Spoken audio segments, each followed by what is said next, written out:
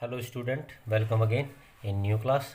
तो स्टूडेंट, आज जो हम वर्कशीट सोल्व करने वाले हैं वो वर्कशीट नंबर 5 है, साइंस की वर्कशीट जो 9th क्लास के लिए। और ये वर्कशीट आपको 16 सितंबर को मिलने वाली है, यानी कि आपको ये 16 सितंबर को सोल्व करनी है। आप ये जो वर्कशीट है एक्चुअली आपकी जो साइंस की बुक है उसका जो 5th लेसन है, cell the fundamental unit of life. तो अगर वो लेसन आपने ठीक से स्टडी किया है तो इस वर्कशीट को आप इजीली सोल्व कर सकते हैं और समझ भी सकते हैं। तो स्टूडेंट, जो हमारी वर्कशीट है उसका पहला क्वेश्चन, वो the main constituent of cell wall in the plant cell. तो प्लांट सेल में सेल वॉल का मुख्य कारक यानी कि जिससे बनता है वो क्या है। तो इसमें पहला ऑप्शन दिया हुआ है स्टार्च, प्रोटीन और सेल्यूलोज। तो हम जानते हैं प्लांट सेल में सेल वॉल एक एक्स्ट्रा लेयर होती है जो आउटर मोस्ट साइड में होती है। अब ये सेल्यूलोज से बनी है। अब सेल्यूलोज एक्चुअली क्या होता है? Cellulose is a complex substance which provide strength to the plants. तो that is why our answer is C. तो answer of first question is C. आप सेकंड क्वेश्चन देखते हैं। तो सेकंड क्वेश्चन हमारा है plastid which are responsible for giving colour to fruit and flowers. तो fruit and flowers को जो कलर देता है वो कौन सा प्लास्टिड है, यानी कि आपको टाइप ऑफ प्लास्टिड बतानी है। अब ऑप्शन में पहला क्लोरोप्लास्ट है, क्रोमोप्लास्ट एंड ल्यूकोप्लास्ट। तो जैसा आप जानते हैं क्लोरोप्लास्ट क्या करता है, ये ग्रीन कलर का प्लास्टिड होता है और फोटोसिंथेसिस में हेल्प करता है। ल्यूकोप्लास्ट जो होता है वो बेसिकली कलरलेस होता है और ये फूड स्टोर करने के काम आता है। अब क्रोमोप्लास्ट जो है ये क्या करता है, तो क्रोमोप्लास्ट जो एक प्लास्टिड है और ये डिफरेंट कलर को कंटेन करता है। तो इसलिए सेकंड क्वेश्चन का आंसर हमारा बी होगा, क्रोमोप्लास्ट। चलिए अब थर्ड क्वेश्चन देखते हैं। तो third question, which of the following is present in onion cell but not in human cheek cell. तो हमें इसमें बताना है cell wall, nucleus, cytoplasm, plasma membranes. तो इनमें से एक ऑप्शन बताना है हमें जो ओनियन सेल में होता है लेकिन ह्यूमन चिक सेल में नहीं है। तो स्टूडेंट, जैसे हम जानते हैं ओनियन सेल एक एग्जाम्पल है प्लांट सेल का, जबकि ह्यूमन चिक सेल जो है ये एग्जाम्पल है एनिमल सेल का। और हम ये भी जानते हैं कि सेल वॉल जो होती है वो प्लांट सेल में होती है, एनिमल सेल्स में नहीं होती। तो हमारा आंसर ए बनेगा इसमें, सेल वॉल। तो थर्ड क्वेश्चन का आंसर जो है ए यानी कि फर्स्ट है। तो स्टूडेंट फोर्थ क्वेश्चन देखते हैं। If we place some red blood cell in the solution. तो फॉलोइंग सोल्यूशन, अगर इन सोल्यूशन में हम रखें in which solution the cell increase. तो रेड ब्लड सेल को अगर हम इन सोल्यूशन में से रखते हैं तो किस सोल्यूशन में सेल का साइज इंक्रीज होगा। तो फर्स्ट हाइपरटोनिक सोल्यूशन दिया हुआ है, सेकंड में हाइपोटोनिक सोल्यूशन दिया हुआ है। तो स्टूडेंट, हम जानते हैं हाइपोटोनिक सोल्यूशन वो सोल्यूशन होता है जिसमें आउटसाइड सोल्यूशन जो होता है वो डाइल्यूट होता है, जबकि जो इनसाइड सोल्यूशन है यानी कि जो सेल के अंदर है वो कंसनट्रेटेड होता है, मोर कंसनट्रेटेड।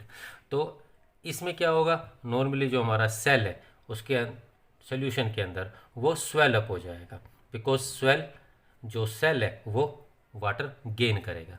तो फोर्थ क्वेश्चन का आंसर हमारा बी है। तो चलिए स्टूडेंट फिफ्थ क्वेश्चन देखते हैं। Which of the following is an example of single cell that does not function as a full fledged organism. तो हमें इस क्वेश्चन में बताना ये कि सिंगल सेल का एग्जाम्पल, सिंगल सेल हो साथ में डज नॉट फंक्शन नहीं करता एक फुली ऑर्गेनिज्म, जैसे वाइट ब्लड सेल, अमीबा, आप WBC and amoeba and paramecium. तो हम जानते हैं अमीबा और पैरामीशियम सिंगल सेल है और एक फुल ऑर्गेनिज्म है, यानी कि फुली ऑर्गेनिज्म वर्क करते हैं। अब इसमें ऑप्शन जो है तो WBC लेकिन साथ में अमीबा दे दिया है, तो ये हमारा ऑप्शन नहीं हो सकता। तो हमारा ऑप्शन है वाइट ब्लड सेल, ये सिंगल सेल का एग्जाम्पल है और साथ में do not function as a full organism. तो फिफ्थ क्वेश्चन का आंसर हमारा ए आएगा। अब सिक्स क्वेश्चन देखते हैं। तो सिक्स क्वेश्चन है which of the following is not involve in the synthesize of protein, यानी कि प्रोटीन सिंथेसाइज, प्रोटीन का निर्माण करना, प्रोटीन बनना। तो rough ER, ribosome, Golgi body and smooth ER। अब स्टूडेंट, हम जानते हैं कि रफ ER और राइबोसोम और गोल्जी इन तीनों में प्रोटीन बनता है, सिर्फ स्मूथ ER जो होता है इसमें प्रोटीन का निर्माण यानी कि प्रोटीन सिंथेसाइज नहीं होता। तो सिक्स क्वेश्चन का जो हमारा आंसर है वो बी ऑप्शन आएगा। तो चलिए स्टूडेंट अब 7वां क्वेश्चन देखते हैं। तो 7वें question, a type of cell division where number of chromosomes get reduce to half after division. तो हमें एक टाइप बतानी है, टाइप ऑफ सेल डिवीजन, जिसमें क्रोमोसोम के नंबर्स जो है वो हाफ हो जाते हैं, रिड्यूस हो जाते हैं। तो माइटोसिस और मियोसिस, यहाँ पे 2 एग्जांपल दिए हुए हैं। तो क्रोमोसोम के जो नंबर्स हैं वो हाफ हो जाते हैं सेल डिवीजन के टाइम पे। तो ये मायोसिस होता है। Meiosis is a type of cell division that reduce the number of chromosome in the parent cell by half. तो यहाँ हमारा आंसर बी रहेगा, मायोसिस। तो 7th क्वेश्चन का आंसर बी हो जाएगा। अब इसके बाद 8th क्वेश्चन देखते हैं। Which of the cell organelle is known as suicidal bag. तो सुसाइडल बैग सेल को, किस सेल ऑर्गेनेलिस को हम कहते हैं? तो हमारा Golgi body, mitochondria, lysosome and plastid होता है। अब हम जानते हैं लाइसोसोम जो होता है, तो लाइसोसोम कंटेन स्ट्रोंग डाइजेसिव एंजाइम। इसमें स्ट्रोंग डाइजेसिव एंजाइम होते हैं। So it work like a suicidal bag. तो ये एक सुसाइडल बैग की तरह काम करता है। तो 8th क्वेश्चन का आंसर हमारा जो है वो सी हो जाए। तो स्टूडेंट 9th एंड 10th दोनों क्वेश्चन जो है वो थोड़े डिफरेंट है, इनको हमें थोड़ा समझना है। इन दोनों क्वेश्चन में क्या है, 2 स्टेटमेंट है। फर्स्ट एक स्टेटमेंट दी हुई है और सेकंड वन जिसको हम आर लिखेंगे वो उसका एक आंसर दिया हुआ है, यानी कि उससे रिलेटेड एक एक्सप्लेनेशन है उसका। तो हमें इसमें चुनने में थोड़ी सी समस्या होती है। तो हमारे पास 4 ऑप्शन दिए हुए हैं, ए, बी, सी और डी। इसमें से हमें चूज़ करना है। ए ऑप्शन हम जब चुनेंगे जब ए और आर दोनों स्टेटमेंट ट्रू होगी और आर जो है करेक्ट एक्सप्लेनेशन होगा। बी हम तब चुनेंगे ए और आर दोनों ट्रू है लेकिन आर जो है वो not correct explanation. C option हम जब चुनेंगे जब A is true but R is false. और D option A is false but R is true. तो जैसे हमारा 9th क्वेश्चन है, तो 9th क्वेश्चन में जो स्टेटमेंट दी हुई है, a virus is a prokaryotic organism. तो ये फर्स्ट स्टेटमेंट हो गई। अब आप जानते हैं वायरस जो है प्रोकैरियोटिक ऑर्गेनिज्म नहीं होता। तो हमारी पहली जो इन्फॉर्मेशन है वो गलत है।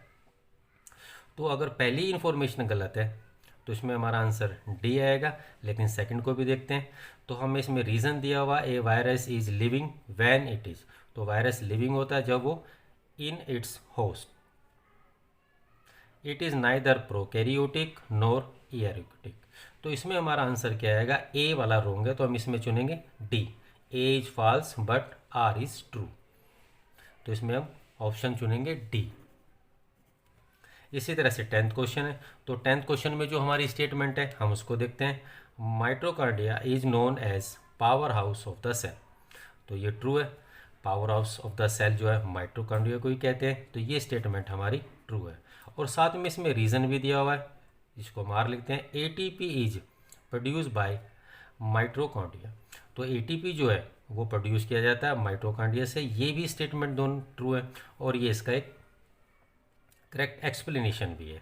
तो ऐसी स्थिति में हम क्या चुनते हैं, A option, both A and R true और R is the correct explanation. तो 10th क्वेश्चन का आंसर हमारा होगा ए। तो स्टूडेंट हमारी जो वर्कशीट है वो पूरी सोल्व हो गई है। इस वर्कशीट में 10 क्वेश्चन दिए हुए हैं। 10 क्वेश्चन आपको मैंने एक्सप्लेनेशन के साथ समझाए हैं। तो चलिए आज की वीडियो यहीं पे फिनिश करते हैं। मैं मिलता हूँ आपसे फिर नेक्स्ट वीडियो में। तब तक के लिए बाय।